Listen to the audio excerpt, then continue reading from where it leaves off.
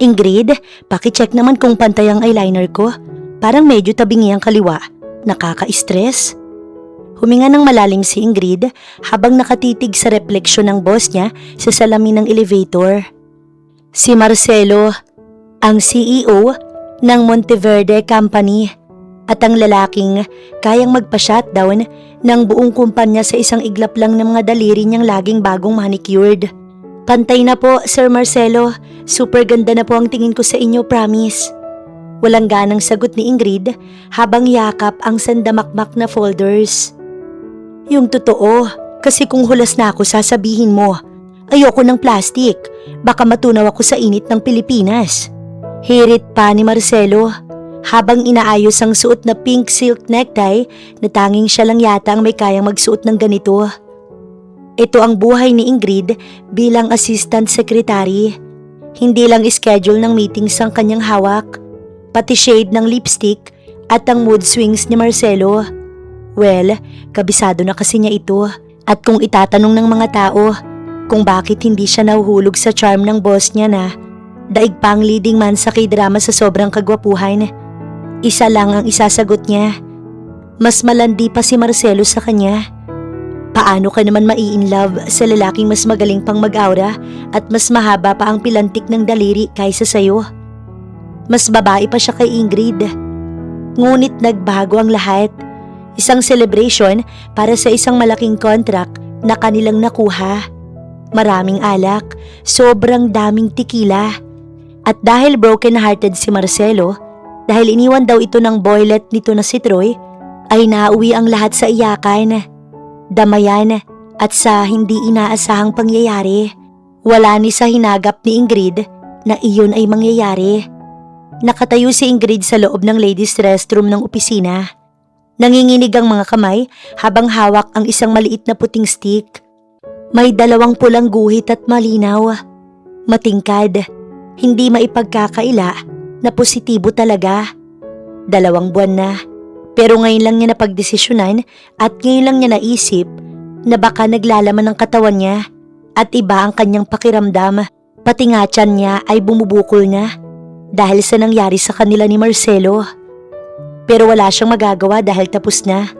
Ang kailangan na lang niya, ipaalam ito kay Marcelo upang malaman ang susunod na gagawin nila. Hindi naman pwedeng siya lang ang umako nito kung dalawa naman silang gumawa.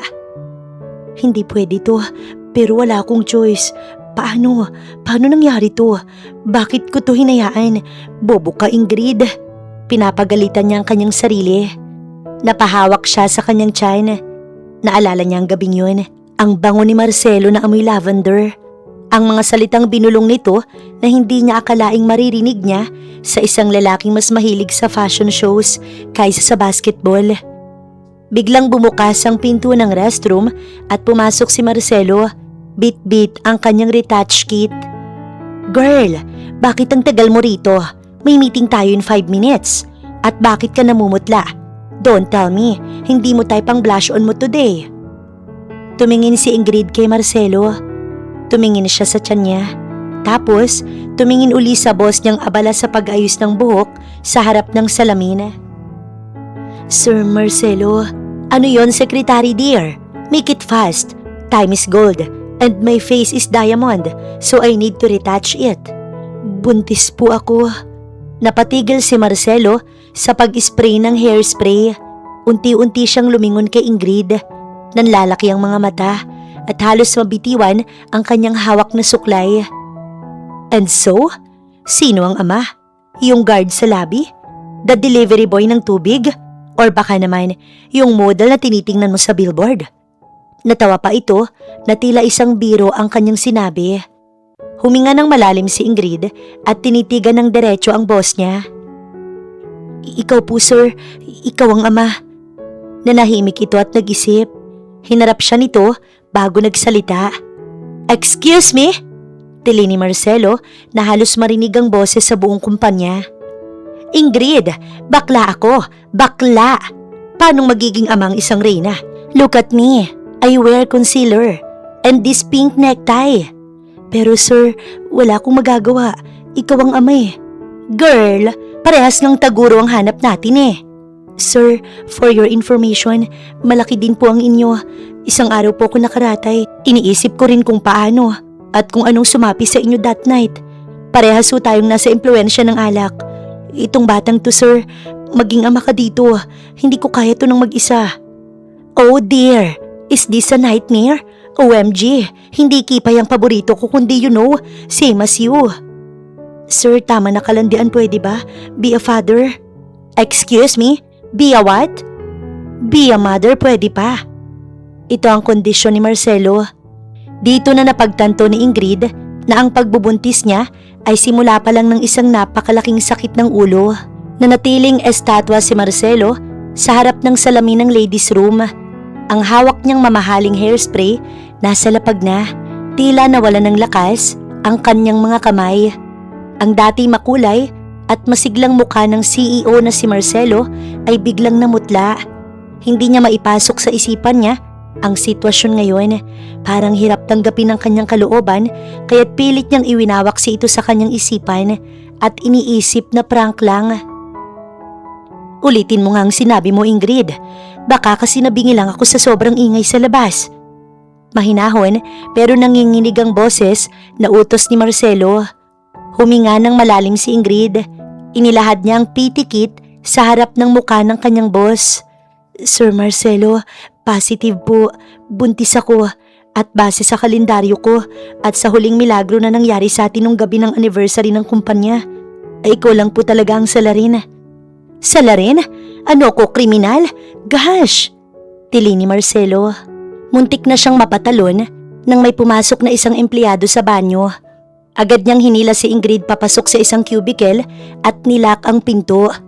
Siksikan sila sa loob. Amoy na amoy ni Ingrid ang pamilyar na pabango ni Marcelo. Isang mamahaling pabango na paborito nito. Pero sa pagkakataong ito, hindi ito mabango para sa kanya, kundi nakakahilo. Sir, siksikan tayo rito. Masusuka ako sa pabango mo.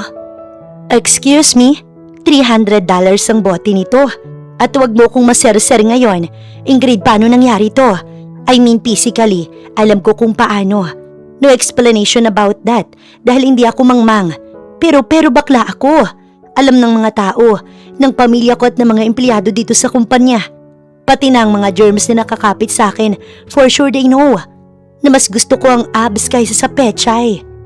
Sir, lasing tayo nun, diba? Umiiyak ka dahil iniwan ka po ni Troy.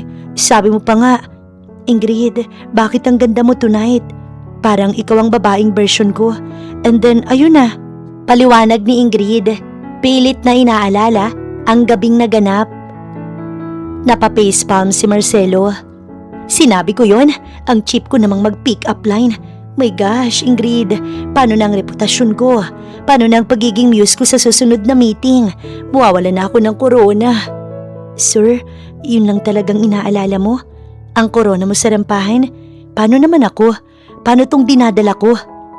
Bigla siyang naging emosyonal, marahil dala ng pagbubuntis.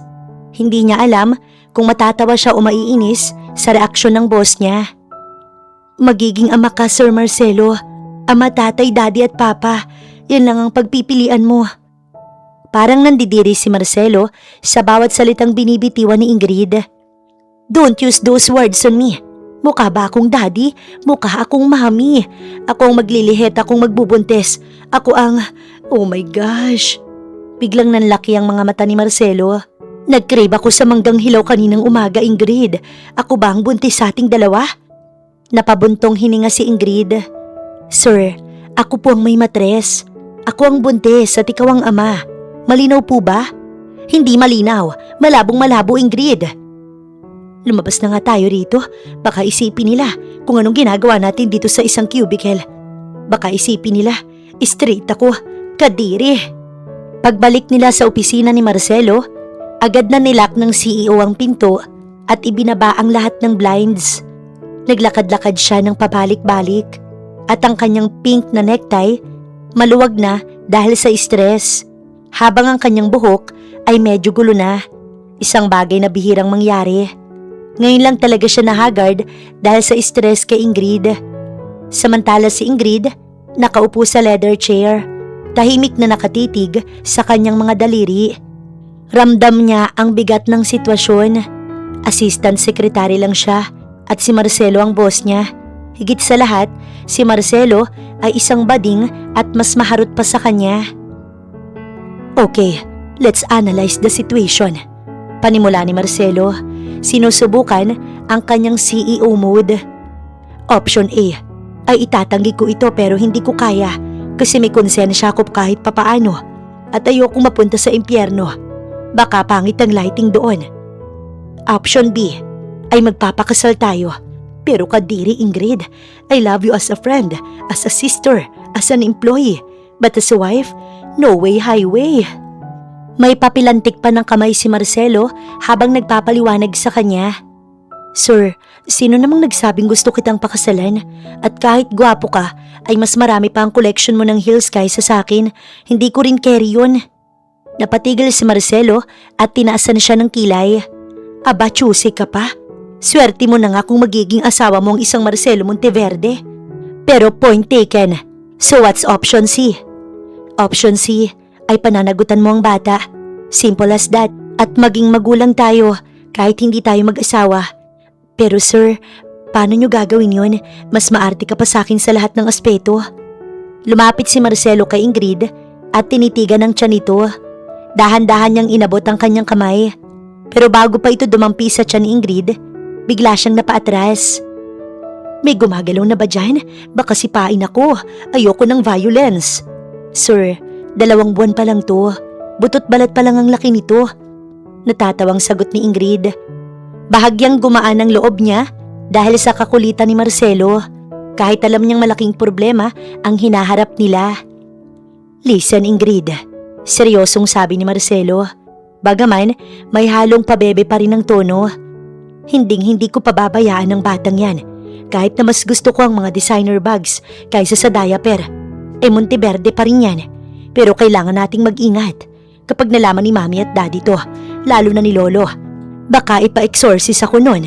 Iisipin nila gumaling na ako sa pagiging bading ko dahil nakabuntis ako. And we both know, once a queen, always a queen. So itatago natin? For now, oo. Hanggat hindi pa lumalaki ang tiyan mo. At habang nag-iisip ako kung paano maging tatay na hindi masasapawan ng pagiging maganda ko. Biglang lumingon si Marcelo sa salamin at nag-ayos muli ng sarili. Pero Ingrid, isa lang ang pakiusap ko. Ano po yun, sir? Huwag mong pagsusuotin ng mumurahing damit ang anak ko. And please, kung lalaki yan, ay ako ang mamimili ng outfit. Ayoko na kung anong damit lang. Baka maging kawawang Junakis ko. Napailing na lang si Ingrid. Ito na nga ba ang sinasabi niya? Ang boss niyang dapat sana, sandigan niya sa ganitong hirap, mas inaalala pa ang fashion sense ng hindi pa isinisilang na bata. Sir, gutom na ako. Gusto ko ng sinigang na baka na maraming kangkong pero walang gabi. At gusto ko rin ng strawberry ice cream na may bagoong. Nandidiring tumingin si Marcelo sa kanya. Strawberry at bagoong? Kadiri ka Ingrid, nasusuka ako sa taste level mo. Pero sige, ipapadeliver ko. Basta wag mong kainin sa harap ko, baka mahimatay pa ako. Habang palabas si Ingrid sa opisina, narinig pa niyang bumulong si Marcelo sa sarili habang nakatingin sa portrait niya sa padera. Bakit naman ganito? Binigyan nga ako ng abs ni Troy, tapos ngayon bibigyan naman ako ng baby ni Ingrid. Paano na ang skincare routine ko kapag puyat na ako sa pag-aalaga ng bata? Napangiti si Ingrid. Alam niyang magulo at alam niyang mahirap. Well, alam din naman niyang magiging isang mahabang teleserye ang buhay nila. Pero sa kabila ng lahat, ang mahalaga, hindi siya mag-isa. Dahil ang ama ng anak niya, bagaman mas maharot pa sa kanya, ay may pusong kasing lambot ng mamon. Kinahapunan, habang abala si Ingrid sa pag-ayos ng mga files, biglang may lumapag na paper bag sa kanyang table. Pagtingin niya, si Marcelo na naman. Ano to sir? Check that. Binili ko sa mall kanina nung nag-break ako. Stress shopping ang tawag ko dyan. Naisip kong magpahangin tapos naisip din kita. Sagot ni Marcelo sabay irap. Binuksan ni Ingrid ang bag. Laking gulat niya nang makita ang isang maliit na pares ng sapatos. Wala pa nga hindi pa lumalabas ang baby nila. Nag-shopping agad si Marcelo. Sir, ang kislap naman ito. Iba talaga ang taste mo. Pwedeng pang disco itong shoes. Para sa anak ko yan. Sabi ko naman sa'yo, ayoko ng basic. At kung lalabas siya sa mundong to, dapat grand entrance agad. At uminom ka ng vitamins mo ha. Ayoko nang sakitin ni baby. Sa ngayon ito pa lang ang kaya kong gawin. Sa ngayon maging ako'y nangangapa pa. Tumalikod na si Marcelo at naglakad palayo habang kumikending. Bit-bit ang kanyang kape. Napahawak si Ingrid sa kanyang tiyan at napatitig dito. Baby, mukhang magiging masaya ang paglaki mo. Pero humanda ka dahil ang tatay mo baka agawan ka pa ng pampaganda kung magiging babae ka. Napabuntong hininga si Ingrid habang hinihimas ang tiyan niya. Maaga pa lang ay parang binabagyo na ang opisina ni Marcelo. Pero hindi dahil sa bagsak na sales o delay ng delivery, kundi dahil sa mood ni Marcelo. Nakatayo siya sa harap ng full-length mirror sa kanyang opisina. Tinitingnan ng sarili na parang nakakita ng multo. Ingrid, halika rito dali. I need a second opinion. Or maybe a third or a lawyer. Tili ni Marcelo. Ano na naman po ba yun, sir? Malilate na tayo sa appointment sa Obigaini. Mahaba ang pila doon. Baka abutin tayo ng lunch break. Lumingon si Marcelo. Wala siyang suot na pink necktie. Wala ring eyeliner. Ang suot niya, isang plain na charcoal gray suit. Puting polo na hanggang leeg ang botones. At ang pinakamalalang bahagi para sa kanya, isang pares ng black leather shoes na wala man lang glitters. Look at me, Ingrid. May look. I look so basic. Mukha akong accountant na kulang sa tulog. Nasaan ang hustisya ng ganda ko? Halos maiyak na sabi ni Marcelo. At bakit kailangan ganito ang suot ko? Pwede naman akong mag-floral shirt habang sinasamahan kita, diba? Lumapit si Ingrid at inayos ang kwelyo ng boss niya. Sir, usapan natin, diba? Sabi nyo, itatago muna natin. Kapag nakita kayo doon na naka-shimmering outfit, iisipin ng mga tao na friend lang kita o beshi. Kailangan nating magmukhang mag-asawa. O kahit man lang boyfriend kita para hindi ako pagchismisan ng mga marites sa klinik. For today lang, sir. Magpakalalaki ka muna kahit hanggang 1 PM lang. Napabuntong hininga si Marcelo. Hinawakan niyang kanyang muka. Fine, for the baby. Pero kapag may nakakita sa akin na kakilala ko, sasabihin ko, undercover agent ako. O kaya, may role ako sa isang indie film bilang isang seryosong tatay, okay? Natawa na lamang si Ingrid. Pagdating sa hospital, ay halos mangisay si Marcelo sa kaba. Hindi siya sanay sa amoy ng alkohol o sa dami ng mga buntis na nakaupo sa waiting area. Bawat tingin ng mga tao, parang sinusuri ang kanyang pagkatao. Ingrid, bakit sila nakatingin? Alam ba nila? Amoy ba nila ang concealer ko kahit manipis lang ang nilagay ko? Pabulong na tanong ni Marcelo habang pilit na pinatitigas ang kanyang tayo. Sir, relax lang. Normal lang na tingnan ng gwapong lalaki na kasama ang buntis na asawa. Umupo na tayo. Umupo sila sa gitna ng dalawang mag-asawa. Ang katabi ni Marcelo ay isang lalaking balbasarado na malaki ang katawan. Napansin ni Marcelo na nakatingin ito sa kanya.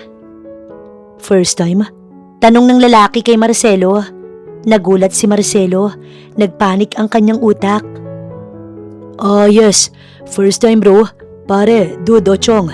Whatever. Muntik nang maibuga ni Ingrid ang tubig na iniinom niya. Siniko niya si Marcelo. Oo pare. First baby namin to ng misis ko.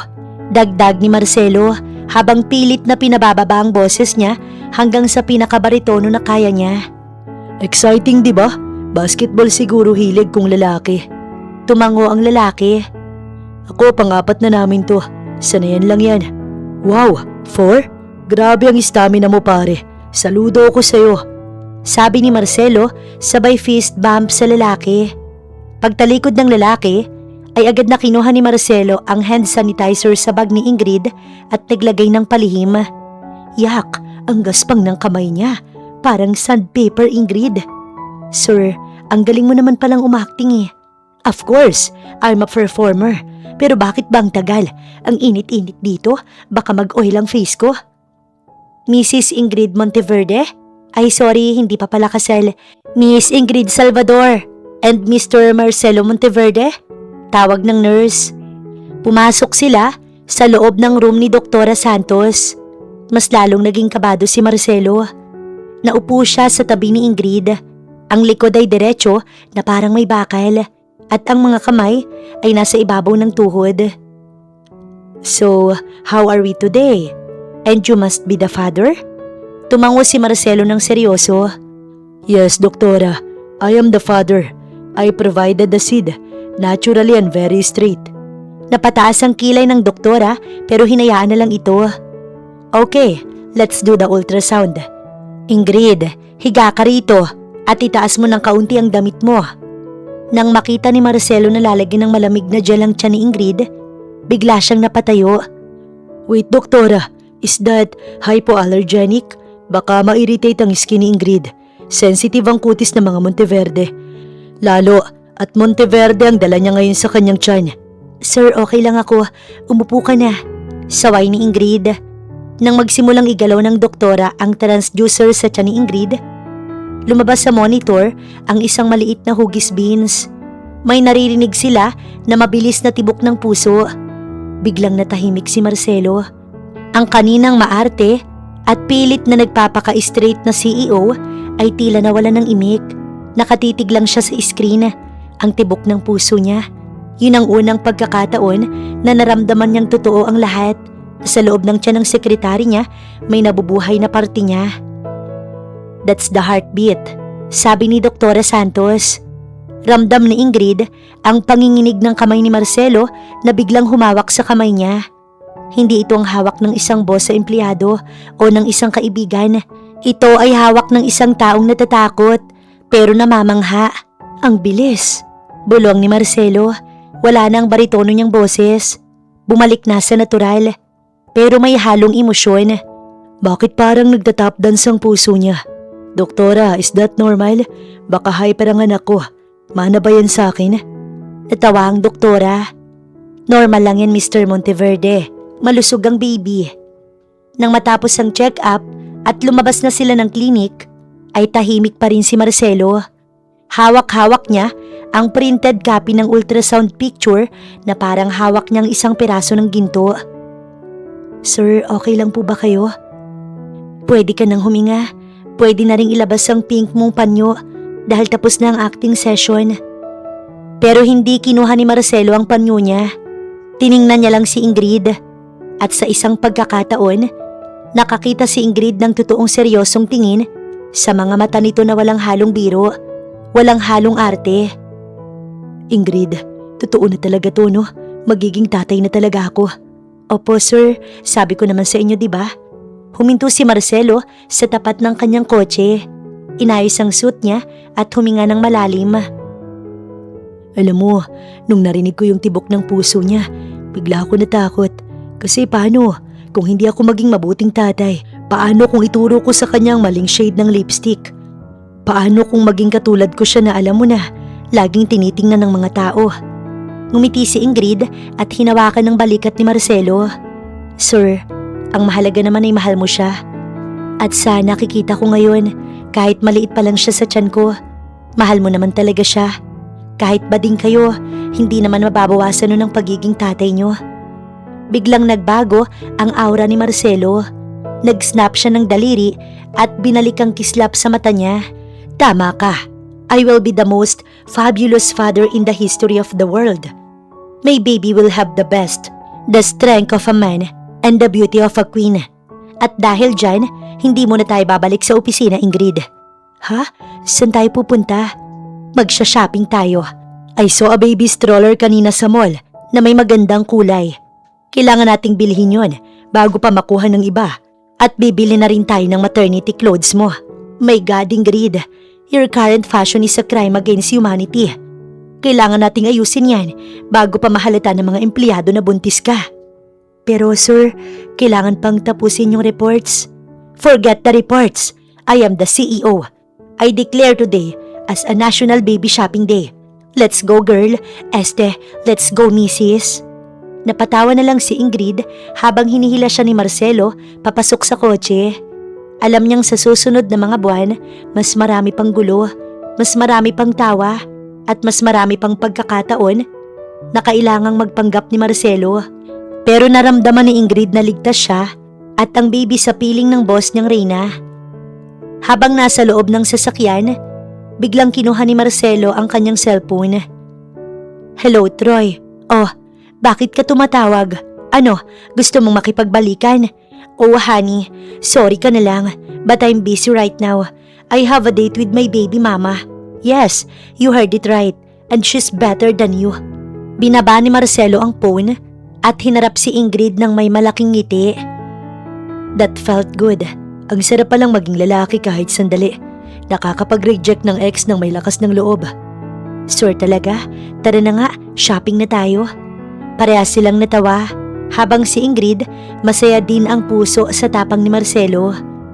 Napigilan itong maging malandi at malinaw na silang mag-ina ang pinipili nito. Isang malaking gate ang bumuka sa harap ng sasakyan ni na Marcelo at Ingrid. Ito ang Hacienda Monteverde. Ang pugad ng mga lalaking ang hilig ay baril, kabayo at alak. Habang papalapit sila sa malaking mansyon, ramdam ni Ingrid ang panginginig ng mga kamay ni Marcelo sa manibela. Sabi kasi nito ay itatago muna nila, pero bigla na lang itong nagdesisyon na ipapakilala na siya at aamin na sa pamilya nito na nabuntis siya nito. Napatingin si Ingrid kay Marcelo bago nagtanong, Sir, okay lang po ba kayo? Para kang makikipagpambuno sa pamilya nyo. Bulong ni Ingrid, sabay baling ng tingin sa gate na bumubukas. Bakit naman ito matatakot? Dapat nga maging proud ito. At malamang pati pamilya nito magiging proud. Well, sa una magugulat. Pero alam niyang malaking achievement ito para sa pamilya ni Marcelo. Isang bading ba naman ang makabuntis? Ngunit para kay Marcelo, para itong bangungot. Huminga ng malalim si Marcelo.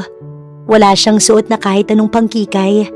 Nakapolo shirt siya ng asul, maungat sapatos. Simple pero bakas pa rin ang kaba sa kanyang muka. Ang kabaklaan. Ingrid, sa loob ng bahay na yan, bawal ang bakla, bawal ang malambot, bawal ako dyan. Pero para sa lolo ko at para sa proteksyon nating dalawa gagawin ko to. Ganun ba kalupit ang pamilya ni Marcelo? Ito ang naitanong ni Ingrid sa kanyang isipan. Dahil sa bading ito, wala na itong karapatan. Naawa siya kay Marcelo, pero mas naawa siya sa anak nila kung hindi ito pananagutan ni Marcelo. Pagbaba nila sa kotse, ay agad silang sinalubong ng 3 lalaki. Ang mga pinsan at kapatid ni Marcelo na sina Bullet, Gunner at Hunter.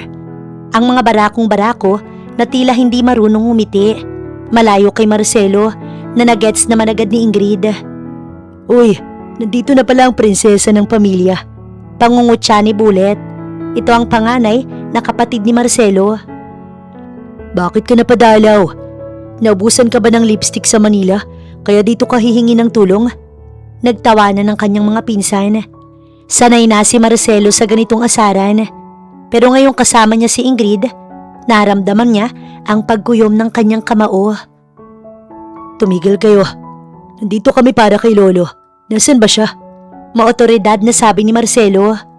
Nasa garden. Naghihintay nga sa'yo. Kasama ang mga baril niya. Baka gusto mong mag-shooting. Baka sakaling tumigas yung pulso mo. Hirit naman ni Gunner. Inirapan ito ni Ingrid. Nakita yun ni Marcelo kaya napangiti siya. Sa garden, nakaupo si Don Severino, ang lolo ng mga barakong Monteverde. At kahit matanda na, bakas pa rin ang pagiging diktador. Pagkakita nito kay Marcelo at sa kasama nitong babae, ay bahagyang kumislap ang mata ng matanda. Napaawang naman ang labi ni Ingrid, parang kinabahan. Lolo, magandang umaga. Ito po si Ingrid, ang babaeng mahal ko, ang ina ng magiging apo ninyo. Parang tumigil ang ingay ng panandalian. Ang mga pinsan ni Marcelo na nakasunod sa kanila, halos mabilaukan sa iniinom nilang beer. Ngunit si Marcelo, na natiling matatag, paninindigan niya na ito. Bahala na, wala na siyang choice. Malakas ang naging tawanan matapos ang katahimikan. Marcelo, anong joke yan? Nakabuntis ka? Baka naman buntis ka rin. Malakas na tawa ni Hunter. Lolo, huwag kayong maniwala dyan. Baka kumuha lang yan ng babae sa kalye para lokohin ng lahat. Hindi kumibo si Don Severino. Tumingin ito kay Ingrid, pagkatapos ay kay Marcelo. Sigurado ka ba, Marcelo? Alam mo ayoko ng kasinungalingan. Iba akong magalit at kahit lolo mo ko o kahit paborito pa kitang apo, hindi ko mapapalampas ang kalokohan mo. Ito ang mahigpit na bilin ng kanyang lolo. Walang salitang kinuha ni Marcelo ang envelope sa bag ni Ingrid. Inilapag niya sa mesa ang ultrasound result, ang medical certificate at ang mga litrato ng kanilang unang check-up. Ginawa nila ito bago pumunta sa lolo niya dahil alam niyang kailangan niya ng malakas na katibayan. Sino ba naman kasing maniniwala basta nang malambot at babae pa sa babae ay makakabuntis? Hindi niya masisisi ang mga ito. Yan ang pruweba. Kung gusto niyo ng DNA test paglabas ng bata, ibibigay ko sa inyo. Pero wag na wag ninyong tatawanan ng kakayahan ko bilang lalaki. Dahil sa huli, ako lang ang makakapagbigay sa inyo ng tagapagmana na may utak. Hindi puro muscle lang. Matapang na sagot ni Marcelo bago napatingin sa mga pinsan at sa kapatid. Natahimik ang lahat. Kinuha ni Don Severino ang ultrasound at tinitigan ito ng matagal. Isang tipid ng ngiti ang sumilay sa labi ng matanda. Sa wakas, may isang Monteverde na nakinig sa akin. Sabi na nga ba kahit bading itong si Marcelo ay may dugo talaga itong Monteverde. Malakas na sigaw ng lolo niya habang proud na proud. Habang nagdiriwang ang mga lalaki sa dining hall, lumabas muna si Ingrid para magpahangin. Hindi siya mapakali. Pakiramdam niya may mali. Bakit parang kay daling magbago ni Marcelo mula sa pagiging reyna patungo sa pagiging barako? Iba ang kanyang pakiramdam dahil kanina, habang kinakausap nito ang matanda, ay may naramdamang iba si Ingrid. Walang bakas ng pagiging bading si Marcelo. Pwede ba yun? Ganun ba kadaling magpanggap? Parang sinasabi ng isipan niya na mas lalaki pa sa lahat si Marcelo. Sa dulo ng hallway, nakita niya ang isang silid na medyo madilim. Doon niya nakita ang ina ni Marcelo, si Doña Elena, na nakatanaw sa bintana. Malayo ang tingin nito at tila may kinatatakutan.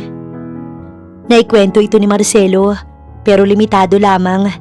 Halos ayaw pa nga nitong banggitin ng ina, pero kailangan niyang malaman para may ideya siya. Ma'am Elena, okay lang po ba kayo?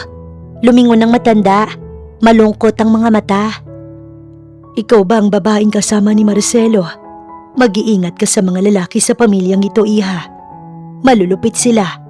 Akala nila ang pagiging lalaki na susukat sa dahas. Napakunot ang noo ni Ingrid. Pero si Marcelo po, mabait siya.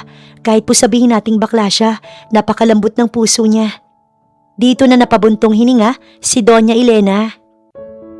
Lumapit ito kay Ingrid at hinawakan ng kamay nito. Iha, alam mo ba kung bakit ganyan si Marcelo? Nung bata siya, nakita niya kung paano ako saktan ng asawa ko, ang tatay niya. Nakita niya ang karahasang dinanas ko sa kamay ng mga totoong lalaki.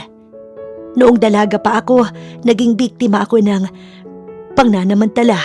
At ang tatay ni Marcelo, imbis na protektahan ako, itinuring akong basura na pag-aari lang na pwedeng itapon kapag sawa na. Napatakip ng bibig si Ingrid. Sa tingin ko, isinumpa ni Marcelo ang pagiging lalaki dahil para sa kanya, ang lalaki katumbas ng halimaw. Pinili niyang maging bakla, pinili niyang maging malambot dahil ayaw niyang maging katulad nila. Ginamit niyang pagiging bading bilang pagprotekta sa akin at upang pigilan ang sarili niyang maging malupit. Yun ang tingin niya.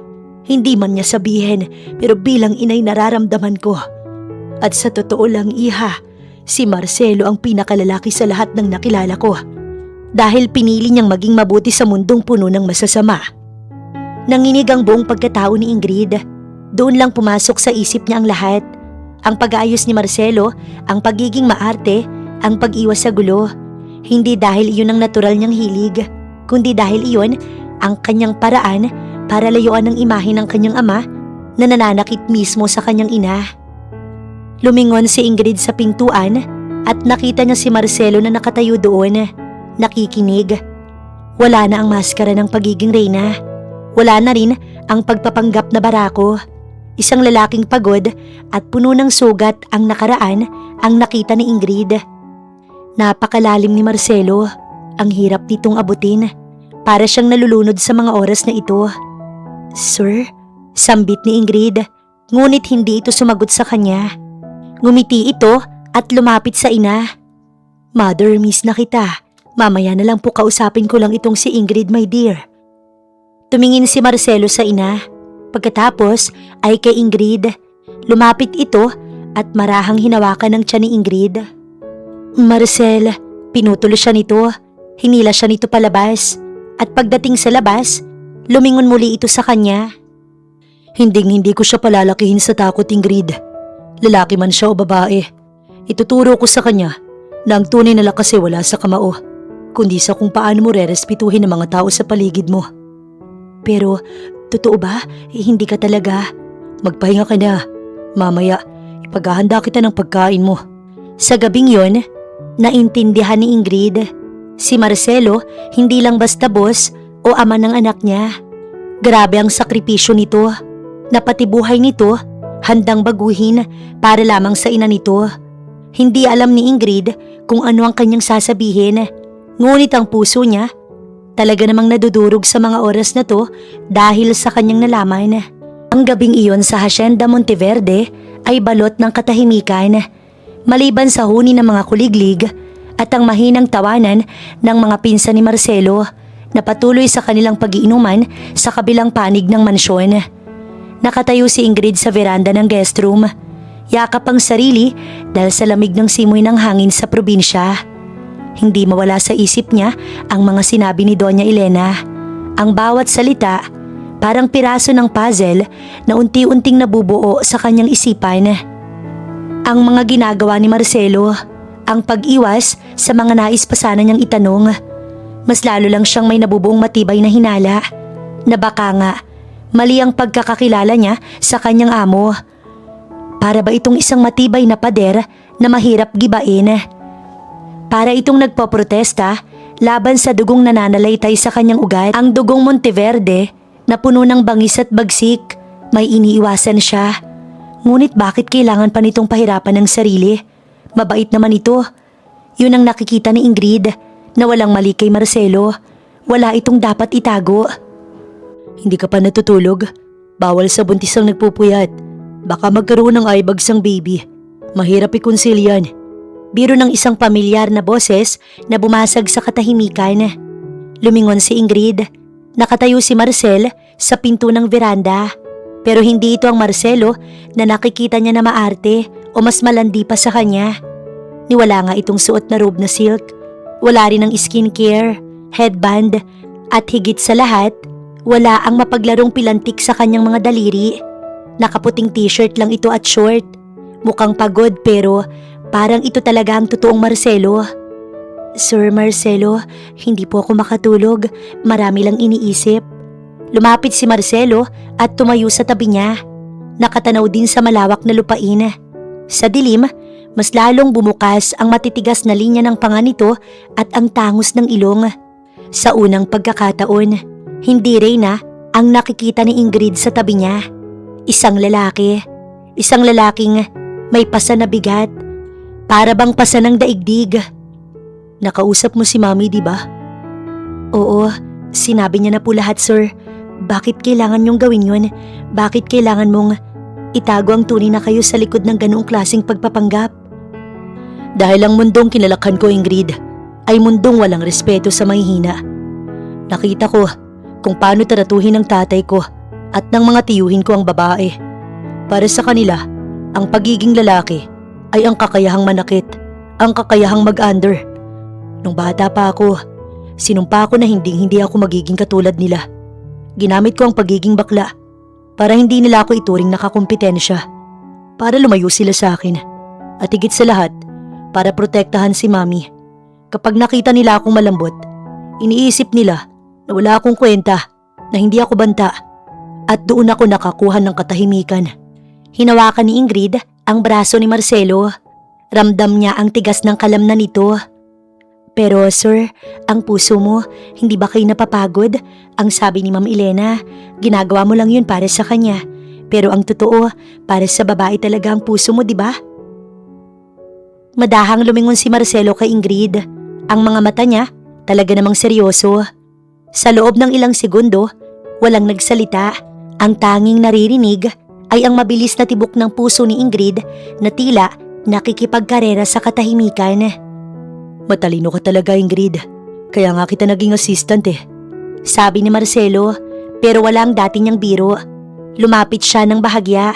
Sapat na para maamoy ni Ingrid ang natural nitong bango.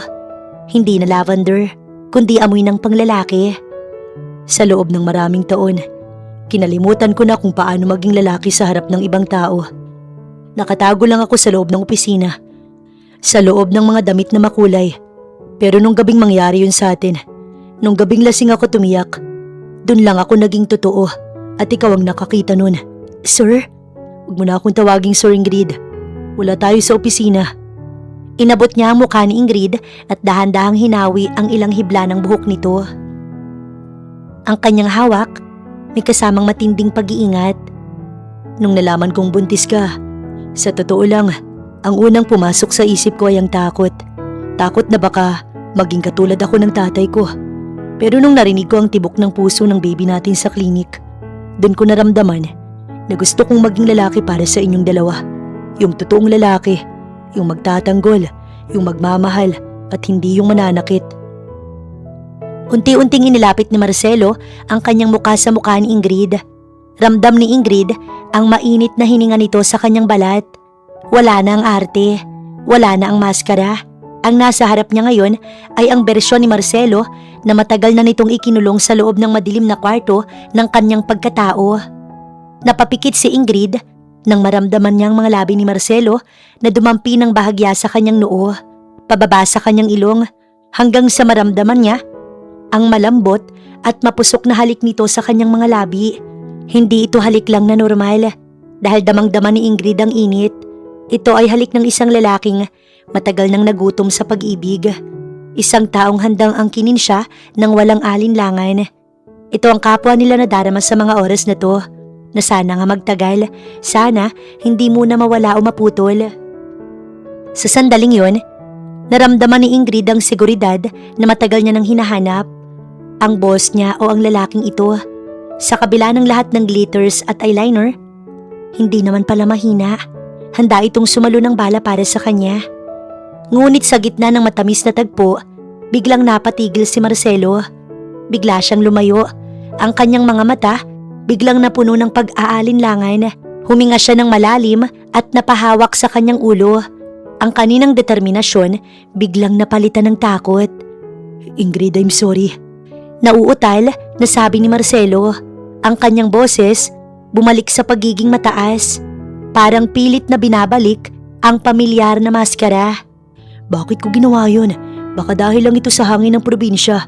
Or baka naman sa beer kanina. O baka yung amoy ng beer ni Nabulet ang nakakaapekto sa akin. Nagtakang tumingin si Ingrid sa kanya. Marcelo, bakit? Totoo naman yung nararamdaman natin, di ba? Bakit bigla kang bumabalik sa dati? Bakit ba pinipigilan mo ang sarili mo? Bakit nagsisinungaling ka pa rin? Hindi mo naiintindihan, Ingrid. Kung ilalabas ko ang version na to, kailangang panindigan ko. At kapag nalaman nila, kapag nakita nila, naging katulad ako ng mga lalaki rito, baka mawala ang lahat ng pinaghirapan ko para kay Mami. Baka isipin nila na handa na akong magmana ng karahasan nila. Pero hindi ka naman nila katulad. Hindi ko alam, yun ang kinatatakutan ko. Paano kapag naging lalaki na ako, maging malupit din ako? Paano kung maging katulad ako ng tatay ko na nananakit ng babae? Hindi ko kaya yun, Ingrid. Mas mabuting maging reyna na lang ako na maarte kaysa maging hari na halimaw. Mabilis na tumalikod si Marcelo at pumasok sa loob ng kwarto. Iniwan si Ingrid na nakatulala, parang nais umiyak. Ang pintong sumara ay parang pader na muling itinayo ni Marcelo. Isang pader na mas matayog at mas mahirap ng gibain. Naiwan si Ingrid, nahawak ang kanyang mga labi.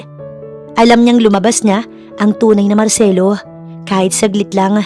Pero alam din niya na ang takot sa loob ng puso ng kanyang boss ay mas malalim pa kaysa sa pag-ibig na nagsisimula palang mamukadkad. Marcelo, hihintayin kita. Hihintayin kong hindi mo na kailangang matakot sa sarili mong anino.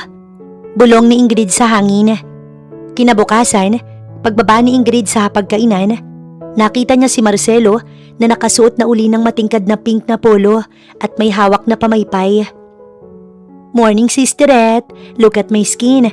Parang na-stress ako kagabi. May nakita akong multo sa veranda. Grabe, let's go back to Manila na. I miss my aircon and my facial therapist. Tumingin si Ingrid kay Marcelo. Ang mga mata ni Marcelo ay nakangiti. Pero alam ni Ingrid na ang puso nito kasalukuyang nakasuot uli ng maskara. Ang laban para sa tunay na Marcelo ay nagsisimula pa lamang. Susuko na ba siya? Ito ang tanong niya sa sarili. Iniisip niya kung hahayaan na lang niyang ganito o tutulong siya para mawala ang takot ni Marcelo at maging totoo na ito sa sarili.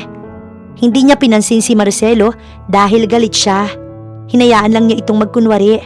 Asang-asa siya kagabi tapos bigla nitong babawiin na parang walang nangyari. At aasahan nito na natutuwa siya. Naiinis pa rin si Ingrid. Hindi naman totally na puro inis lang. Nakaramdam lang siya ng pagkadismaya at kirot. Pagbalik nila sa Maynila, hindi nang malamig na lang hangin ang bumabalot kina Marcelo at Ingrid, kundi ang mas malamig at mas mabigat na tensyon sa loob ng opisina. Si Marcelo bumalik sa kanyang nakasanayang gawi, maingay, maarte at laging may hawak na pamaypay na kulay pink. Pero sa likod ng bawat tawa at bawat postura nito, ay alam ni Ingrid na may pader na muling itinayo ang kanyang boss. Isang hapon, habang abala si Ingrid sa pag-aayos ng mga schedule para sa susunod na board meeting, biglang bumukas ang pinto ng opisina. Hindi si Marcelo ang pumasok, kundi ang panganay nitong kapatid na si Bullet. Bakas ang otoridad sa bawat hakbang. Dumiretso si Bullet sa table ni Ingrid. Ang mga empleyado napalingon dahil bihira ang mga barako ng Monteverde sa opisina ni Marcelo dahil itinuturing nila itong teritoryo ng Reyna at ayaw rin naman ni Marcelo na pinapaligiran ng mga ito. Ngunit sa pagkakataong to, parang may importanteng ipinunta si Bullet. Ingrid, bati ni Bullet. Ang boses niya'y malalim at walang halong biro. Gusto kitang makausap privately. Sir Bullet, nasa loob po si Sir Marcelo. Baka gusto mong tawagin. Hindi si Marcelo ang kailangan ko. Ikaw, let's have lunch. May treat. Huwag kang mag-alala. Alam ko ang kalagayan mo. Pipili tayo ng lugar na safe para sa baby. Hindi nakatanggi si Ingrid. Habang paalis sila, nakita niya si Marcelo na nakasilip sa siwang ng pinto. Walang kislap ang mga mata. Nakatitig lang siya sa kamay ni Bullet na nakalaylay sa likod ni Ingrid habang ginagabayan itong lumabas. Sa isang mamahaling restaurant, malapit sa opisina sila pumunta. Seryosong tinitigan ni Bullet si Ingrid. Alam ko ang laro ni Marcelo, Ingrid. Alam kong hindi siya bakla. At alam ko rin kung bakit niya ginagawa yun. Akala niya sa pagiging malambot, mapoprotektahan niya si Mami. Pero ang totoo, pinahihirapan niya lang ang sarili niya. At ngayon pati ikaw at ang bata na dadamay. Sir Bullet, hindi po sa ganun. Listen to me. At kung hindi kaya ni Marcelo na tumayo bilang totoong lalaki para sa'yo, kung mas pipiliin niyang magtago sa likod ng lipstick at eyeliner kaysa panindigan ng pamilyang binuo niyo, ako ang gagawa nun. Handa akong akuin ang responsibilidad. Handa akong maging ama sa batang yan at maging asawa mo. Itigil natin ang kalokohang to bago pa kayo mapahamak sa mga kalaban ng pamilya. Alam naman niyang nag-aalala lang si Bullet, pero ang hirap pa ring magdesisyon para kay Ingrid. Oo, naiinis siya. Pero paano naman kung basta na lang niya iiwan si Marcelo? Hindi pa nga niya sinusubukan na tulungan ito. Hindi nakapagsalita si Ingrid. Naguguluhan siya. Alam niyang gusto lang ni Bullet na puwersahin si Marcelo na lumabas sa lungga nito. Pero ang paraan nito masyadong marahas para sa kanya. Ano? Akala niyo ba hayaan ko kayo mag-usap nang wala ako? How dare you, Bullet? Inagawan mo na nga ako ng manas sa probinsya, pati ba naman ang sekretary ko? Biglang sumulpot si Marcelo. Hingal na hingal siya. Gulo-gulo ang buhok at wala ang kanyang usual na pose. Galit na galit ang kanyang mga mata habang nakatingin sa kapatid. Marcelo, relax. I'm just offering Ingrid a better life. Isang buhay na may totoong lalaki sa tabi niya. Hindi yung laging kailangan mag-retouch bago humarap sa problema. Nasasaktan si Ingrid na ginaganito ito ni Bullet. Pero baka ito ang kailangan ni Marcelo. Lalaki? Akala mo ba ang pagiging lalaki ay nasa laki ng muscle at sa pagiging matigas? Sigaw ni Marcelo. Lumapit siya kay Ingrid at hinila ito patayo. Akin lang siya at akin ang batang dinadala niya. Eh kung sa'yo sila, panindigan mo. Sigaw din ni Bullet. Tumayo na rin ito at hinarap ang kapatid. Hubarin mo yung disguise mo, Marcelo. Sabihin mo sa lahat na lalaki ka. Ipakita mo sa pamilya na kaya mong lumaban. Natahimik si Marcelo. Ang kanyang mga kamay ay nanginginig. Tumingin siya sa paligid ng restaurant. Maraming tao ang nakatingin. Kabilang na ang ilang business partners nila. Nakita ni Ingrid ang takot na muling bumalot kay Marcelo. Ang takot na kapag naging lalaki siya, mawawala ang kalayaang binuo niya para sa kanyang ina. Ang takot na maging halimaw katulad ng kanilang ama. Dahan-dahang binitiwan ni Marcelo ang braso ni Ingrid at ang kanyang balikat ay bumagsak. Mariing napapikit si Ingrid dahil parang nahuhulaan niya ng sasabihin nito. Hindi ko kaya. Marcelo? Gulat na tawag ni Ingrid. Tumingin si Marcelo kay Bullet. Ang kanyang mga mata, punong-puno ng luha. Pero ang kanyang boses ay pilit na pinatitigas sa paraang maarte. You're right, Bullet. Masyadong ang stressful lang maging tatay. Nagkaka-wrinkles na ako. At kung gusto mo silang akuin, sige, go ahead. I'm just a queen. And the queen doesn't do dirty diapers and street drama. Parang pinukpok ng martilyo ang puso ni Ingrid. Marcelo, anong sinasabi mo? Ayaw itong tanggapin ni Ingrid. Pag binitawan siya ni Marcelo ngayon, seryoso na ito. Wala na talaga. Para na rin itong sinuko lahat. Ingrid, let's face it. Sabi ni Marcelo. Hindi siya tumitingin sa mga mata ni Ingrid. I'm not good at this. Mas gusto ko ang tahimik na buhay sa loob ng opisina. Sumama ka na kay Bullet. Mas safe ka sa kanya. At mas normal lang magiging buhay ninyo ni baby. I'm letting you go. Para na rin sa baby. Sana nga ganoon lang kadali, kaya lang hindi. Anak ni Marcelo ang dinadala niya. Paano nito nagawang ibigay sila? Tumalikod si Marcelo at mabilis na naglakad palabas ng restaurant. Hindi na siya lumingon. Sa loob ng opisina ni Marcelo, ilang minuto ang lumipas bago nakapasok si Ingrid. Padabog niyang binuksan ang pinto. Nakita niya si Marcelo, nakaupo sa swivel chair, nakatalikod at nakatingin sa view sa labas. Ganun na lang ba yun, Marcelo? Pagkatapos ng lahat? Pagkatapos nating marinig ang tibok ng puso ng baby natin? Naiiyak ka pa, nakaramdam ka ng kasiyahan at pagkatapos mong sabihin na magiging lalaki ka para sa amin? Hindi gumalaw si Marcelo, ni hindi makapagsalita. Alam mo ko anong pinakamasakit? Naiintindihan ko kung bakit ka nagpapanggap. Naiintindihan ko ang trauma mo. Pero akala ko sapat ang pagmamahal ko at ang batang to para tulungan kang labanan ng takot mo. Pero duwag ka pala. Mas mahal mo ang takot mo kaysa sa amin. Lumapit si Ingrid sa mesa ni Marcelo tsaka ito hinampas. Sana hindi mo na lang ako hinalikan. Sana hindi mo na lang ipinakita ang totoong ikaw kung itatago mo pala ulit. Galit na galit ako sa iyo, Marcelo. Akala mo ba madali para sa akin ang lahat ng to? Nahihirapan din ako. Kasi nagigilty ako kapag sinasabi kong maging lalaki ka na lang. Habang naiisip ko yung trauma na iniiwasan mo. Saan ako lulugar? Paano na kami? Paano naman kami ng anak mo, ha? Dapat ba mag-suffer din kami? Sumagot ka. Marcelo, kailangan ko ng sagot mo. Umalis ka na, Ingrid. Talagang aalis ako. At huwag kang mag-alala. Dahil hindi ako sasama kay Bullet. Dahil kung ang mga Monteverde puno ng duwag at marahas, mas mabuting palakihin ko ang anak ko ng mag-isa lamang. Magdusa ka dyan sa maskara mo. Magdusa ka sa pag-iisa mo. Dahil ikaw mismong pumatay sa pagkakataon nating maging masaya. Tumakbo si Ingrid palabas ng opisina, dala ang kanyang mga gamit at ang kanyang durog na puso.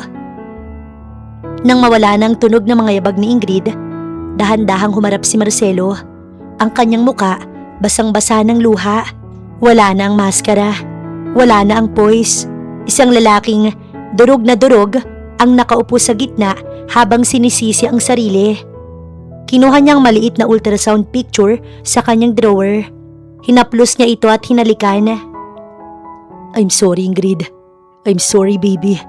Bulong ni Marcelo sa gitna ng kanyang paghikbi. Kailangan niyo ng lalaki na kayang maging matigas at ipagtanggol kayo na walang traumang dinadala. At sa ngayon, mas pipiliin kong kamuhian niyo ko kaysa hayaan kayong masaktan dahil lang sa hindi ko pa kayang labanan ng trauma na to. Hinagis ni Marcelo ang kanyang pamaypay sa sahig at napasubsob sa kanyang mesa. Ang pakunwaring Reyna ay talunan at ang lalaki sa loob niya muling ibinaon sa limot kasabay ang pagkawala ng babaeng tunay niyang minamahal. Pagak na natawa si Marcelo bago tinuyo ang luha.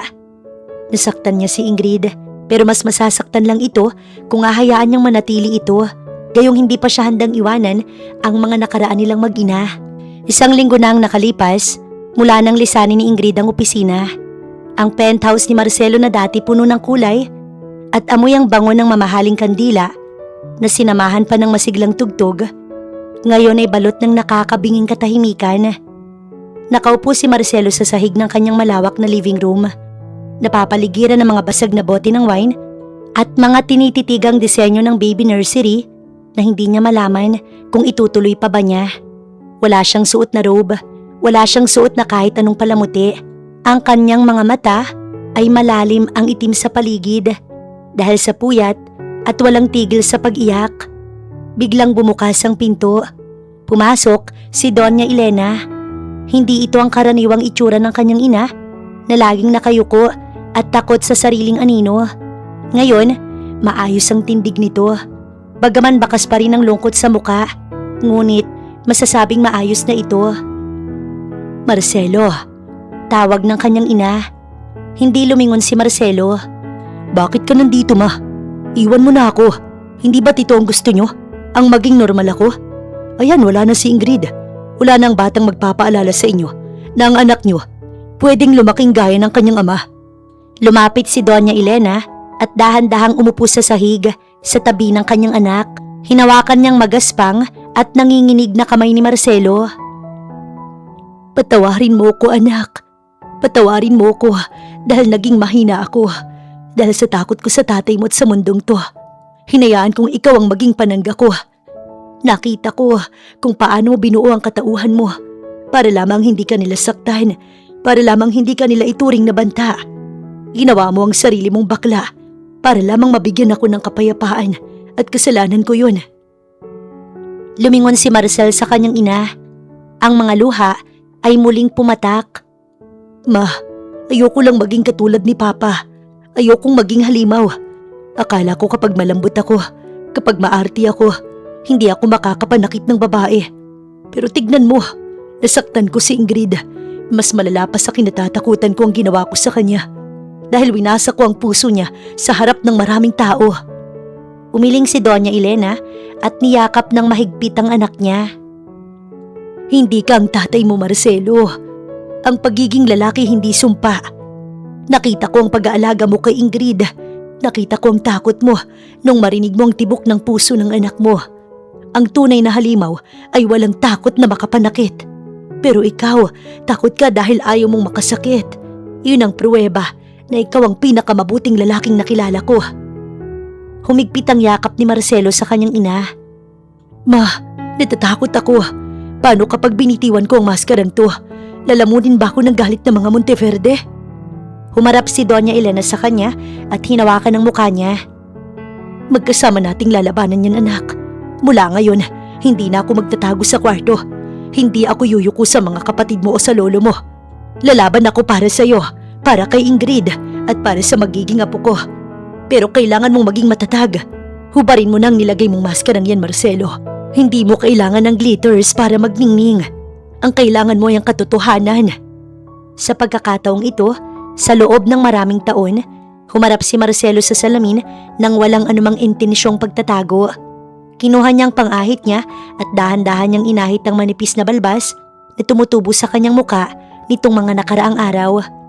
Kinuha niya ang kanyang mga mamahaling silk robe at itinabi sa isang kahon.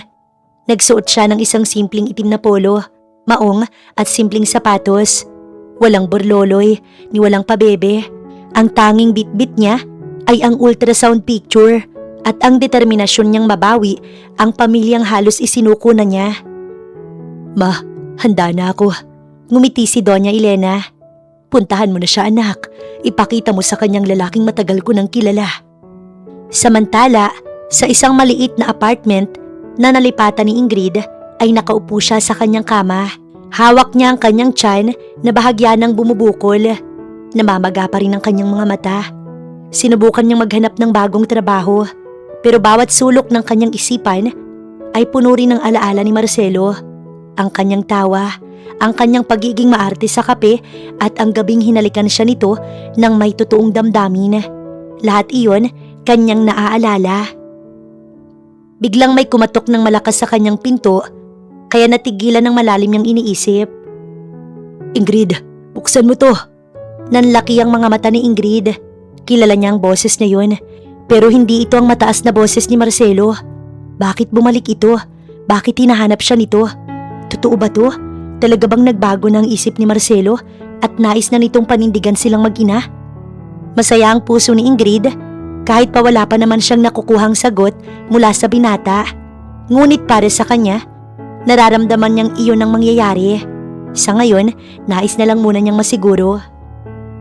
Binuksan ni Ingrid ang pinto, handa nang magsabog ng galit kay Marcelo bilang pagprotekta sa nararamdaman niya. Ano na naman ba, Marcelo? Hindi pa ba sapat na pinamimigay mo ko sa kapatid mo? Napatigil si Ingrid. Ang lalaking nasa harap niya ay hindi ang Marcelo na iniwan niya sa opisina. Ang buhok nito ay maayos pero hindi na makulay. Ang mukha nito ay malinis, walang kahit anong bakas ng makeup. At ang pinaka nakakagulat ay ang ekspresyon nitong sobrang seryoso. Ang mata nitong matapang, diretso at puno ng pag-ibig na hindi na kailangang itago. Sino ka? Ako si Marcelo Monteverde, ang tatay ng anak mo. At ang lalaking hinding-hindi na muling bibitaw sa'yo, kahit magunaw pa ang mundo. Pumasok siya sa loob at isinara ang pinto. Bakit ka nandito? Nasaan ang pamaypay mo? Nasaan ang mga pampaganda mo? Tanong ni Ingrid. Pilit na nagmamatigas, kahit na ang puso niya parang gusto nang tumalon sa saya. Lumapit si Marcelo kay Ingrid. Hinawakan na magkabilang balikat. Wala na sila, Ingrid. Itinapon ko na kasama ng takot ko. Patawarin mo ko. Duwag ako nung huling beses tayo mag-usap. Akala ko kapag pinakawalan kita, mapoprotektahan kita. Pero mali ako. Ang tunay na proteksyon ay panindigan ka sa harap ng lahat at sasamahan ka sa hirap man o ginhawa. Marcelo, hindi mo kailangan gawin to kung napipilitan ka lang dahil sa bata. Hindi ako napipilitan. Ingrid, mahal kita. Hindi bilang assistant, hindi bilang kaibigan. Mahal kita bilang babaeng nagpabukas ng mata ko na pwedeng maging masaya ang isang lalaki nang hindi nananakit. Ikaw ang nagpalabas sa akin sa hawla na ako mismo ang gumawa. At kung kailangan kalabanin ko ang buong pamilya ko, ang lolo ko, at ang lahat ng tao sa mundong to para lang makasama kayo, gagawin ko. Ito ang madamdaming paliwanag ni Marcelo sa kanya. Nagsimulang manggilid ang mga luha sa mata ni Ingrid. Paano ang mama mo? Paano ang reputasyon mo? Kasama ko si mama. Lalaban na rin siya. At ang reputasyon? Hindi ako ang magiging pinaka-kontrobersyal sa Monteverde. Basta't sa pag-uwi ko, sa bawat araw, kayong sasalubong sa akin. Dahan-dahang lumuhod si Marcelo sa harap ni Ingrid. Inilapit niya ang kanyang mukha sa tiyan nito. Anak, narito si Papa. Hindi na ako aalis. Ituturo ko sa'yo kung paano maging matapang, hindi dahil sa dahas, kundi dahil sa pagmamahal. Hindi na napigilan ni Ingrid ang humagulgol. Niyakap niya ang ulo ni Marcelo habang ito ay nakaluhod sa harap niya. Sira ulo ka talaga, Marcelo. Pinaiyak mo ko ng sobra. Tumayo si Marcelo at hinarap si Ingrid. Isang matamis niyang ngiti ang sumilay sa kanyang mga labi. Ngunit hindi pilit, hindi nagpapanggap, kundi totoong saya na ngayon lang niya na ilalabas. Magsisimula tayo uli, Ingrid. Walang sekretong itatago. Walang maskarang isusuot. Just you, me, and our little one. Hinalikan ni Marcelo si Ingrid ng matagal at puno ng pangako. Sa sandaling yon, ang reynang mapagpanggap na napakaarte tuluyan ng pumanaw. At mula sa kanyang paglisan ay isinilang naman ang verasyon talaga ni Marcelo na lalaking handang harapin ang anumang pagsubok para sa kanyang pamilya. Pero Ingrid, biglang sabi ni Marcelo pagkatapos ng kanilang halik. Ano yon? Kahit hindi na ako bakla, pwede pa rin ba akong mamili ng mga kurtina sa bahay natin? Masyado kasing boring ang taste mo eh. Sige na Marcelo, ibibigay ko na sa iyo ang trabahong yun. Basta, ikaw ang magbubuhat ng mga mabibigat na gamit dahil marami akong nais na dalhin sa paglipat ko sa poder mo. Deal, sagot ni Marcelo sabay kindat. Yakap nila ang isa't isa at ayaw pang bumitaw ni Marcelo. Hinayaan niya na ito dahil mukhang naging miserable talaga ang nagdaang mga araw ni Marcelo nung wala siya sa tabi nito. Pwede bang magtanong? Sige lang mahal ko. Si mama mo, kamusta na siya? Napangiti si Marcelo bago sumagot. She's fine. Parehas kami ni mama na nangako na magsisimula ulit. Salamat din sa iyo dahil namulat din si mama. Napangiti na lang si Ingrid na hindi pa rin mapigilang maluha dahil sa nangyayari.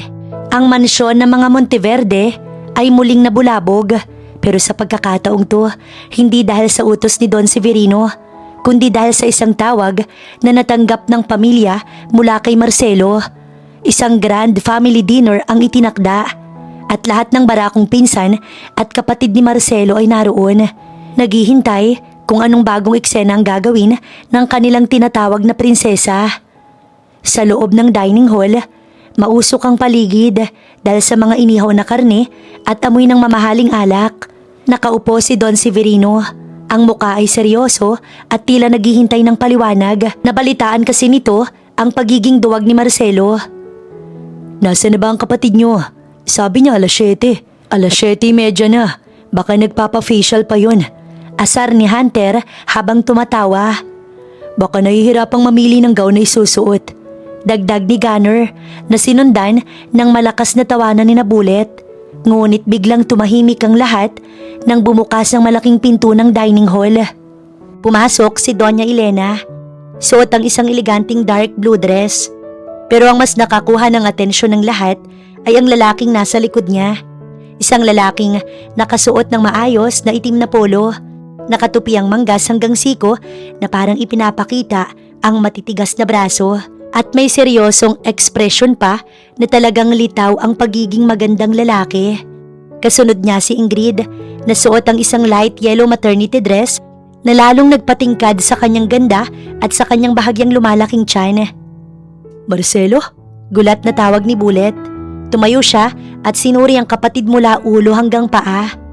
Anong nangyari sa'yo? Nasaan ang pink mong necktie? Huminga ng malalim si Marcelo.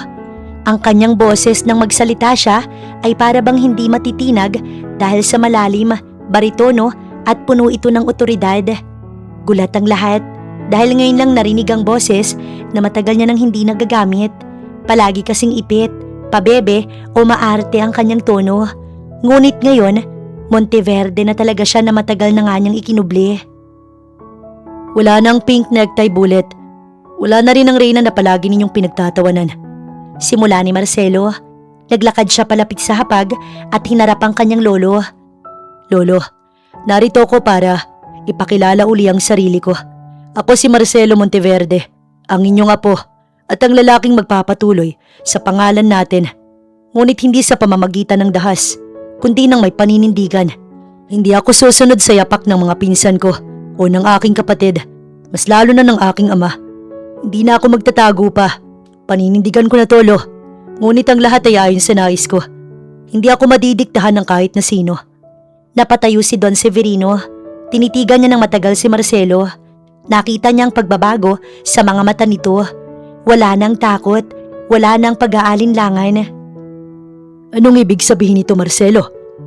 Ibig sabihin nito, Lolo, tapos na ang pagtatago ko. Hinawakan niya ang kamay ni Ingrid at hinila ito sa tabi niya. Nagpanggap akong mahina dahil ayokong maging malupit na katulad ng mga lalaki sa pamilyang to. Pero natutunan ko kay Ingrid na ang tunay na lakas ay ang pag-amin sa nararamdaman mo at ang pagprotekta sa mga taong mahal mo. I'm a man, Lolo. A man who loves this woman. A man who will be the father of my child. Napanganga sina Bullet, Gunner at Hunter. Hindi sila makapaniwala. Ang malambot nilang kapatid, nakatayo ngayon sa harap nila. Mas matikas at mas kagalang-galang pa kaysa sa kanila na puro yabang lamang. So, hindi ka talaga bakla? Tanong ni Hunter. Hindi. At kung may problema kayo doon, handa akong pag-usapan natin yan. Sa paraang lalaki sa lalaki. Isang sandaling katahimikan ng namayani bago biglang humalakhak ng malakas si Don Severino. Sabi ko na nga ba'y may dugong leon ka rin, Marcelo. Pinatagal mo lang ang laro, pero sa huli ikaw pa rin ang nanalo. Lumapit ang matanda kay Marcelo at tinapik ito ng malakas sa balikat. Ngayon, nakikita ko ng tunay na tagapagmana ng Monteverde. Isang lalaking may utak at may puso. Hindi yung puro lamang yabang. Tila napahiya ang tatlo at napaiwas ng tingin. Ngunit hindi na para balikan pa ni Marcelo ang mga ito. Masaya na siya basta maisiwalat lang niya ang kanyang totoong katauhan. Ngayon, magiging matiwasay at normal na ang lahat. Ang salo-salo ay naging masaya. Sa unang pagkakataon, hindi na pangungutya ang naririnig ni Marcelo mula sa kanyang mga kapatid, kundi respeto. Nag-inuman pa sila, nagkwentuhan ng mga plano para sa kumpanya, at naging bahagi na rin si Ingrid ng pamilya. Kahit ang mga barakong pinsan ni Marcelo, naging malambot kay Ingrid. Tinitiyak na laging puno ang plato nito ng masasarap na pagkain dahil ang dinadala ni Ingrid ay ang pamangkin ng mga ito. Paano yun, Marcelo? Wala na magre-retouch sa opisina. Biro ni Bullet habang may hawak na baso ng alak. Ngumiti si Marcelo at uminom din. Huwag kayong mag-alala. Ang taste ko sa fashion, hindi yun mawawala. Pero gagamitin ko na yon para pagandahin ang magiging bahay namin ni Ingrid. Sabagay, sa inyong dalawa si Ingrid talagang tunay na bossing. Hindi tumutol si Marcelo. Totoo naman na si Ingrid ang masusunod at ang boss. Siya lang ang haligi ng tahanan. Pero mas matibay pa si Ingrid. Ang sarap lang sa feeling ni Marcelo na ganito ang usapan, hindi na tungkol sa problema. Nang mag-aalas 10 na ng gabi, humingi si Marcelo ng atensyon ng lahat. Kinuha niya ang isang maliit na box sa bulsa. Ang lahat ay natahimik. Humarap siya kay Ingrid sa gitna ng dining hall. Walang inaasahan si Ingrid na gagawin niya ito dahil ang alam lang nito, bibisita lang sila. Lumuhod si Marcelo gamit ang isang tuhod. Ingrid, mahal ko. Simula ni Marcelo, ang kanyang boses bahagyang nanginginig, hindi dahil sa kung ano, kundi dahil sa grabing kaba. Salamat dahil hindi ka sumuko sa akin. Salamat dahil tinulungan mo kong hanapin ang lalaking version ko na matagal ko nang itinago. Ikaw ang nagturo sa akin na hindi kailangang maging malupit para maging matapang. At ikaw ang dahilan kung bakit gusto kong gumising araw-araw ng may saya. Binuksan ni Marcelo ang box. Isang kumikinang panasingsing ang nakalagay sa box. Simple pero napakaganda. Ingrid, hindi ko may papangako na magiging madali at perpekto ang lahat. Pero may papangako ko na mula sa araw na to, ako ang magiging sandigan ninyo ng baby natin. Walang maskara, walang pagpapanggap. Will you marry me? Will you be my wife? Please, pakasalan mo ko. Hindi ko na to kayang patagalin pa, mahal ko. Pasensya na kung nabigla kita. Umiyak si Ingrid sa sobrang saya. Tumango siya ng paulit-ulit. Yes, Marcelo, yes. Kahit maging mas maarte ka pa sa akin, pakakasalan pa rin kita. Mahal na mahal din kita, Marcelo. Sa wakas, dito rin pala ang hantungan natin. Darating din pala sa point na hihilingin mong pakasalan kita. Nagpalakpakan ng lahat. Niyakap ni Marcelo si Ingrid at hinalikan ito sa harap ng kanyang buong pamilya. Ramdam ni Ingrid ang init at lakas ng mga bisig ni Marcelo. Isang yakap na punong-puno ng katiyakan at pag-ibig. Aba, mukhang magkakaroon na tayo ng kasalan sa hasyenda. Ilabas ang pinakamahal na alak. Ipagdiwang natin ang pagbabalik ni Marcelo at ang pagpasok ni Ingrid sa pamilya. Sigaw ni Don Severino. Habang nagkakasiyahan ng lahat, lumabas muna sina Marcelo at Ingrid at nagtungo sa veranda para magpahangin. Tumingin sila sa kalangitan na puno ng bituin. Sir, Marcelo, seryoso na talaga to, no? Wala nang bawian? Hinalikan ni Marcelo ang tuktok ng ulo ni Ingrid. Wala na, mahal. Mula ngayon ang tanging drama na gagawin ko kung paano tayo magiging pinakamasayang pamilya sa mundo. At saka ano? Kailangan nating pag-isipan ng pangalan ng baby. Gusto ko, sounding expensive. Pero wag kang mag-alala. Hindi ko siya papasuotin ng glittery boots kung ayaw niya. Natawa si Ingrid at niyakap ng mahigpit ang kanyang asawa. Kahit ano pang itawag natin sa kanya, basta't katulad mo siya. Isang taong marunong magmahal at may matapang na puso, masaya na ako. Sa hasyenda ng Monteverde, natapos ang gabi na may bagong simula. Ang bading na CEO, hindi na nagpapanggap. Ito na ang kanyang magiging asawa at ama ng kanyang dinadala. At ang kanilang kwento, hindi na lamang tungkol sa isang pagkakamali ng isang gabi, kundi tungkol sa pag-ibig na napakamahiwaga talaga, na kayang baguhin ang kahit na anong tadhana. Excited na akong lumabas siya. Sana wag kanyang pahirapan sa panganganak. Nakita niya na may pag-aalala sa ekspresyon ni Marcelo, pero agad niya itong pinawi. Basta nasa tabi kita, makakaya ko lahat para sa'yo at para sa anak natin. Sambit ni Ingrid na ikinangiti naman ni Marcelo. 9 na buwan nang mabilis na lumipas na halos hindi nila namalayan. Pero para kay Marcelo Monteverde, ang bawat araw ng paghihintay ay parang isang marathon. Wala na ang kanyang dating hilig na mga night out sa mga bar. Pinalitan na ito ng pagbabasa ng mga libro tungkol sa gentle parenting, pag-aaral kung paano mag-assemble ng crib, pagmamasahe sa namamagang paa ng kanyang asawang si Ingrid. Madaling araw, habang mahimbing ang tulog ng dalawa, biglang naramdaman ni Ingrid ang kakaibang kirot. Marcelo, gising! Agad na napabalikwas si Marcelo. Sa isang iglap, gising na gising ang kanyang diwa. Bakit mahal? Teka, nasaan ang mga bag? Nasaan ang susi ng kotse? Nasaan ang tubig? Marcelo, relax. Huwag kang magpanik. Mas lalo kong kinakabahan sa iyo eh. Hindi ako nagpapanik. I'm just moving para mawala din ang kaba ko. Binuhat niya si Ingrid na parang isang tunay na action star. Diretso sa sasakyan. Wala nang reklamo ng kung ano-ano. Ang tanging mahalaga sa kanya ay ang kaligtasan ng kanyang mag-ina. Paglipas ng ilang oras sa loob ng delivery room, isang malakas na iyak ang bumasag sa katahimikan. Isang malusog na baby boy. Nang ilabas ang bata at ipakita kay Marcelo, hindi napigilan ng matikas na CEO ang humagulgol. Hindi ito yung iyak na maarte. Wala na yun. Limot niya na iyon. Naiyak siya kasi naramdaman niya ang pinakamalaking tagumpay sa kanyang buhay. He's perfect, Ingrid. Bulong ni Marcelo habang hinahalikan ng noo ng pagod na asawa. Kamukha mo. Salamat naman at hindi siya nagmana sa ilong ng mga kapatid ko. Marcelo naman, nasa hospital pa tayo. Namimintas ka na naman. Biro ni Ingrid, pero bakas ang labis na saya sa kanyang mga mata. Pinangalanan nilang Marcelo Mays Monteverde III, isang pangalang dala ang tradisyon ng pamilya. 3 buwan nang lumipas, tila napakabilis lamang. Marahil sa sobrang saya nila, hindi nila namamalayan. Ang executive office ng Monteverde nagkaroon ng malaking pagbabago. Hindi na lang ito opisina ng isang seryosong CEO.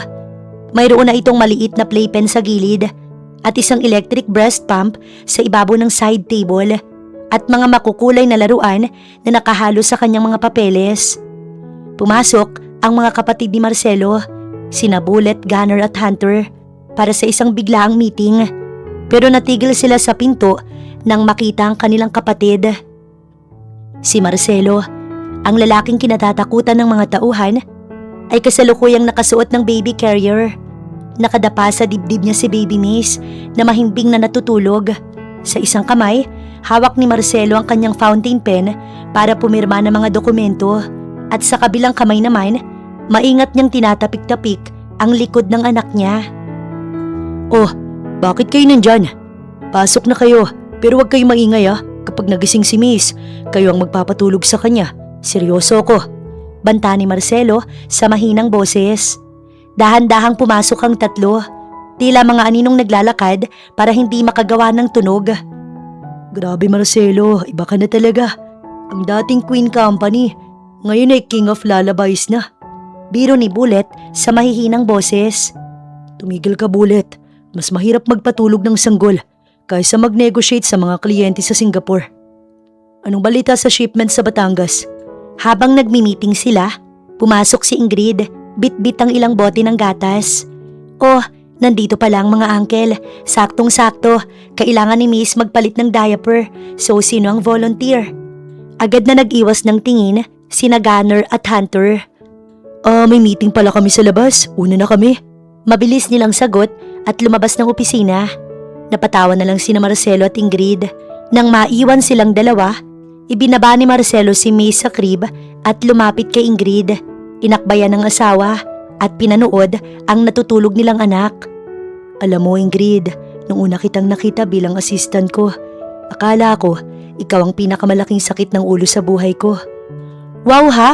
At akala ko rin naman noon, ikaw ang pinakamaarting boss sa balat ng lupa na mas marami pang skincare kaysa sa akin. Pero tignan mo tayo ngayon, sinong mag-aakala na ang one night stand dahil sa sobrang kalasingan, mauuwi sa ganito, isang pamilya, isang totoong buhay. Hinawakan ni Marcelo ang kamay ni Ingrid, tsaka ito hinalikan. Salamat Ingrid, salamat dahil hindi ka natakot sa maskara ko. Salamat dahil naniwala ka na may lalaki sa loob ko na karapat-dapat mong mahalin. Salamat din Marcelo. Salamat dahil pinili mong maging matapang para sa amin. Kahit na minsan, bumabalik pa rin yung arte mo kapag nakakakita ka ng dumi sa sapatos mo. Hey, hygiene is important.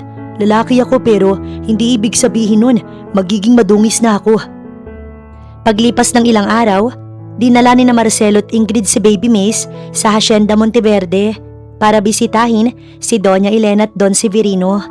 Sa malawak na hardin, nakita ni Ingrid ang kanyang biyana na si Elena na nagtatanim ng mga bulaklak, isang bagay na hindi nito nagagawa noon dahil sa takot at depresyon. Ngayon, may ngiti na ito at masiglang nakikipag-usap sa mga tauhan. Si Don Severino naman, karga-karga si Mace habang naglalakad sa tapat ng mga portrait ng pamilya. Tingnan mo apo, dito ka magsisimula.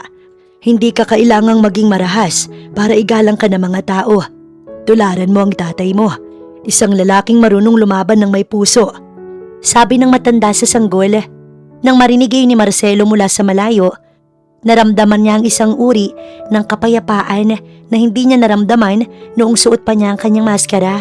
Ang kapayapaan ng pagiging totoo. Marcelo, tingnan mo.